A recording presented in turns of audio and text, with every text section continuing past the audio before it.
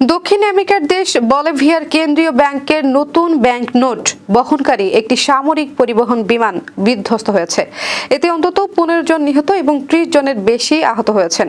স্থানীয় সময় শুক্রবার সন্ধ্যা 6:20 রাজধানী লাপাজের কাছে এল আল্টা শহরে দুর্ঘটনাটি ঘটে বলে জানিয়েছে দেশটির বিমান চলাচল নিয়ন্ত্রণ কর্তৃপক্ষ।